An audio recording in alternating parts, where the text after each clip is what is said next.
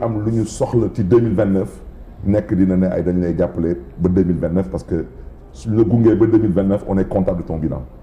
et moi je ne serai pas comptable du bilan du président Bassirou Diomaye Faye au passage à qui je souhaite un bilan bien sûr parce que ci dëkk bi laa bokk. Le social une fois de plus mbokk yi ku leen jox ndekki dig leen añ ngeen mën ko gëm musu leen gis mairie buy tabax centre de dialyse amul maa ko fi njëkk a def Sénégal. tabax ubbi teg ay générateurs yu bees pour le centre de dialyse Khalifa Ababacar Sall de Liberté 6 est le plus grand centre de dialyse du Sénégal en termes de capacité. Barthélémy Dias maire de Dakar maa ko def ci 2 ans et demi te waa Dakar ak may dégg su ma yàlla mayee fekkee talak dal boo nag wér ak wér leen ma pare suma mandat bi dialyse ku fi yàlla nattati fii Dakar feebar bu mel noonu dialyse sa bërëm du génn te du fi am ay nit yuy rang di bindu du fi am. Le cancer de la prostate, le cancer du sein, le cancer de l'utérus, du col de l'utérus et le diabète seront combattus avec toute la science qu'il faut et les moyens. maa ngi ci S ba léegi maa ngi social ci S boobu ci social boobu nous allons faire en sorte et je reviens là-dessus il faut qu'on travaille à pouvoir aider les femmes les jeunes et les personnes vivant avec un handicap ñuy mën a gis seen bopp ci biir dëkk bi su ma ñëwee par exemple ci E bi mooy équitable wax naa leen sànq dëkk bi dafa am ñuy dem ba di xalaat que dëkk bi dafa am njabootu diw ak njabootu noobaat yi mooy gis ngeen fii benn ministre mu taxaw ne moom suy xool ay CV day xool ku bokk Pastef ak ku bokkul Pastef ça veut dire qu'on est en train de construire un état pastéfien loolu du équitable ñun bëgguñu xam ku bokk Pastef ku bokk taxawu kuy politique ku dul politique bëgguñu xam ku ñu saagoon démb c'est pas notre problème lu ñuy wax d'abord dañu ne la diaspora man su ma xarit yu ma am tey ci diaspora bi seen premier problème mooy lan la ñuy def pour investir seen xaalis amuñu benn sécurité yi nga nekk bitim réew di daan sa doole liggéey di yónni sa xaalis ñit toog fii di naan ataaya du matin au soir jël sa xaalis lekk ko te dara du ko si fekk non c'est-à-dire il faut qu'on puisse aider le Sénégalais ou la Sénégalaise qui a travaillé 20 ans ou 30 ans à l'étranger su bëggee tabax këram que xaalis boobu mu am un canevas fu mu ko mën a dugal ba su ñibbisee fii lu mu dugal ci xaalisam pour benn projet mu mën ko fi fekk. kenn du ko dóor. non du mbokk du xarit bu koy dóor parce qu'il y aura éventuellement une agence qui l'accompagnera pour son investissement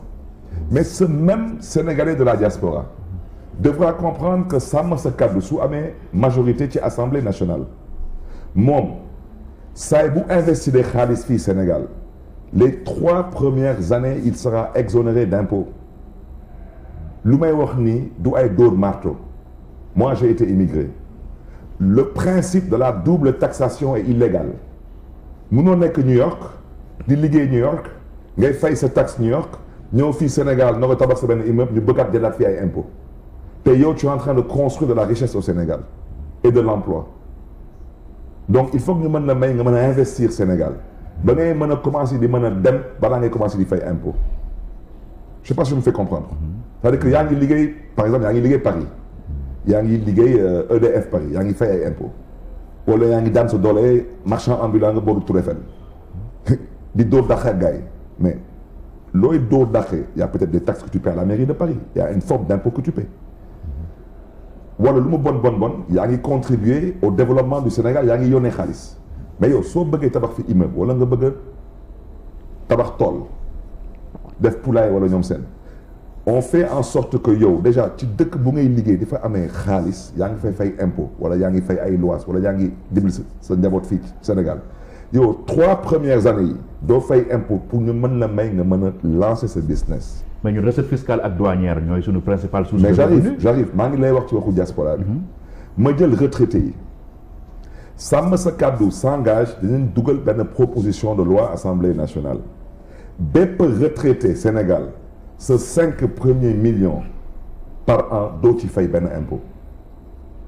man suma yaay par exemple daanaka du ci fayti benn impôt parce que nee na ma 200 000 francs lay laal xaw ma chaque mois xaw ma chaque 2 mois je sais pas quoi. Quelque chose de dérisoire. C'est-à-dire que même si on a 200 000 francs par mois donc tu as 2 400 000 par an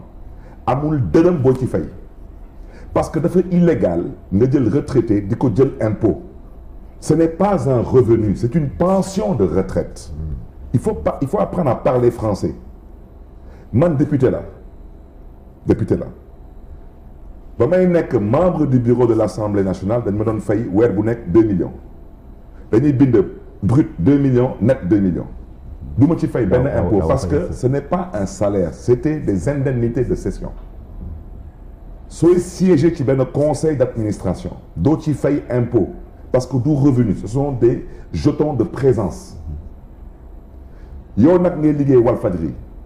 yaa ngi cotiser caisse sécurité sociale yaa ngi cotiser IPRES yow da ngay fay impôt wante retraité nawul fay impôt parce que du salaire pension de retraite la wante nag mën nga nekk retraité am ay 3-4 immeuble bu nekk at bu nekk nga ci am ay 150 millions 200 millions yooyu nag da ngay fay impôt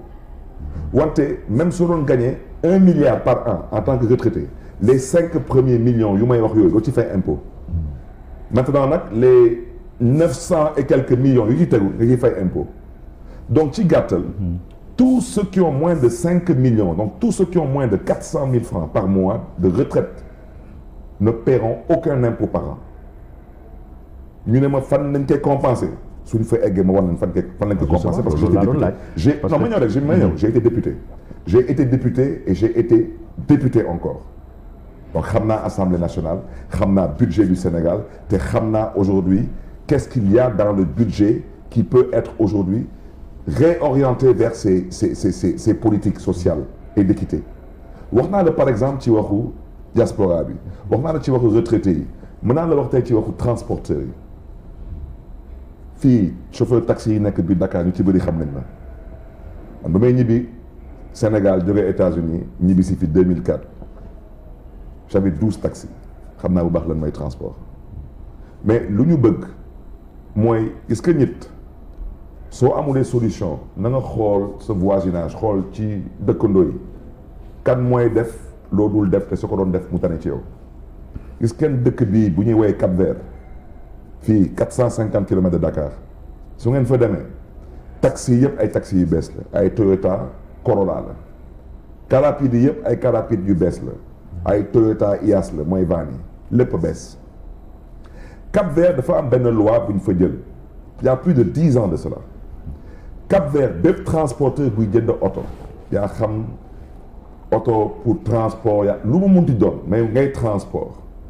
oto bi soo ko jëndee bitim réew par exemple $20,000 wala 20,000 euros su excès Cap-Vert amul benn dërëm bu ngay fay ci douane wala ci impôt ba ci immatriculation bi doo ci fay wante yow pendant juróomi at oto bi mënoo ko jaay wala soo ko naree jaay da nga koy jaay kuy transport ni yow moom oto boobu su koy jënd ci yow transport rek la ci mën a def mais loolu ça permet de renouveler un parc automobile mais munoo nekk ci dëkk bu tudd Sénégal ndóol bi xaw a jéggi dayo nit góorgóorlu ba taxale ba am lu muy jënd car rapide bu bees wala taxi bu bees jënd ko par exemple 15 millions Belgique indi ko Sénégal nga bëgg ci fayloo ay 7 millions 8 millions d'impôts mais kooku kenn du ci renouveler oto versement yi du ñu yokku frais de stationnement yi du bouger patente yi même chose ensuite def en sorte que da ngay inciter assurance yi pour transporteurs yi qu'elles soient des assurances de transport dinaa la jox exemple chauffeur u taxi su yoree oto moom oto bi mooy bureau muy dawal taxi am kooku su amee accident nit tooñ ko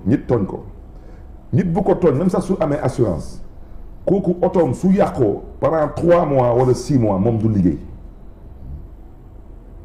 même ku ko mbëkk su yàqee otoom te am assurance bi balaa muy defar otoom 3 mois wala 6 mois balaa muy mën liggéey il faut imposer aux assurances daanaka kii chauffeur taxi la woon day verser 10 000 am na accident moo tooñ wala dañ ko tooñ yow pendant les 3 premiers mois da ngay nangu di ko fay tous les jours 3 000 francs mooy 1/3 de son versement parce que loolu état moo ko garantir aux transporteurs parce que le transport fait partie de l'économie du Sénégal chauffeur taxi bi wala chauffeur carapide bi wala chauffeur poids lourd bi état nawul toog di ko seetaan muy demal boppam parce que dafa néew doole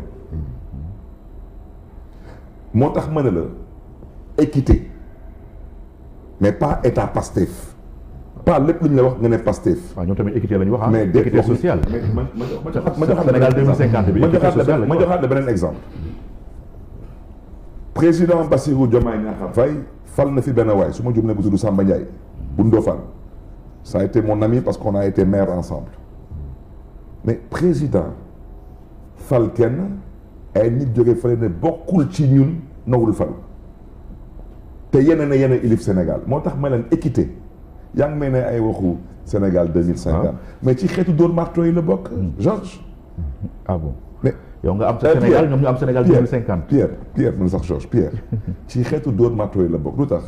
yow nga toog jàkkaarloo ak askanu Sénégal jàkkaarloo ak xale yi ne leen su ngeen ma falee ñaari weer dëkk bi day soppeeku ñaari weer xale yi nangu ci ñàkk seen bakken tuur seen deret doo leen wax ñu naan ko tey nga taxaw xoolaat xale yi ne leen ci mandat sax mënuma ci am bilan mais nag da ngay dóor marto xale yi ne maintenant dama leen di yóbbu ba 2050 dama ne ngeen jéggal ma ci kàddu yi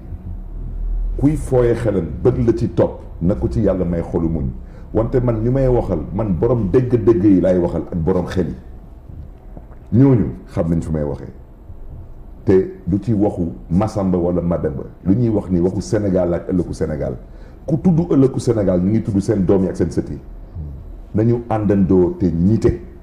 ngir Sénégal ak ëllëgu Sénégal te yàlla tax. mais pourtant. ma ñëw rek maa ngi woon ci E bi. ma ñëw ci N bi. waaw day yéex de. waaye ma ñëw ci N bi de. waaw d'accord da ngeen ma ne waxuma ci waxu programme. waaw d'accord waaw d'accord vas-y. N bi mooy novateur et j'irai vite. J'ai dit que sàmm sa kaddu nous voulons faire du Sénégal un hub technologique. Hub technologique boobu gis ngeen câble yi les câbles sous-marins yuy jógee États-Unis yuy jógee Asie yuy jógee Europe suy ñëw fii c'est câblé sur des portes Dakar est une porte am na ay dëkk yu bëri yu nekk ci biir Afrique dañuy câblé à partir d'ici pour dem soo defee de Dakar un hub technologique di nga mën a créer au moins 400 000 emplois xale yi yëpp ay liggéey bitim réew mais kenn du fi jógee des emplois dans le secteur des nouvelles technologies des emplois dans le secteur de la médecine surtout et des emplois de qualité et à des niveaux de rémunération assez intéressantes novateurs dans d'autres secteurs su ma la jëlee beneen E bi mooy enrichissant dégg leen lépp lu ma leen wax sànq mais ça va créer de l'emploi ça va créer bien sûr donc des jeunes qui auront des revenus mais enrichissant parce que booba dinañ jël ay propositions de loi wax par exemple bépp employeur bu créer liggéey bu nekkul biir Dakar wala bu nekkul biir Thiès nga def ko par exemple Tamba wala Kolda yow pendant 3 ans doo fay benn charge patronale pour inciter les opérateurs économiques à créer des emplois dans le cadre de la répartition des richesses c'est de la vision politique ce n'est pas du pilotage à vie et ce n'est surtout pas des déclinaisons quinquennaux et décennaux bon ci enrichissement boobu ah yoo xam nga fu may waxee. déedéet xaw ma de. mais yow sa déclinaison moom lan la moom. yow déclinaison yow. déclinaison quinquennat nga wax de. non ça c'est des déclinaisons des énarques de la dernière génération. yow tam sa bos lan la yow. non je préfère ne pas trop en parler parce que amul solo wante xam ngeen fu may waxee je veux dire c'est d'abord une question d'abord de niveau quand on n'a pas de niveau d'avoir une vision on ne peut pas avoir la prétention de développer un pays. Donc, quand on est aujourd'hui sur de l'enrichissant, c'est important. Soo taxawee tey dugal dans la même veine une proposition de loi pour dire que chaque employeur bu fi embauché benn jeune bu am 35 ans et moins mais bu musul am xëy kooku 3 premières années du fay benn charge patronale mais kooku ça va pousser l'entrepreneur à chercher des jeunes qui n'ont jamais eu de travail et à créer de l'emploi. Parce que nous, État, mooy créer emploi État day créer les conditions pour créer de l'emploi moo tax ma ne ñun suñu yàlla may majorité Assemblée nationale mooy gunge président Bassirou Diomaye Faye pour mu gis yoon bi pour ne pas dire porox ndóol bi fu ñuy jaar ñun ñëpp pour que Sénégal mën a naat. da nga koy hésité mu teg de côté son Sénégal 2050. y a pas de Sénégal y a pas de Sénégal 2050. ma ñëw dinaa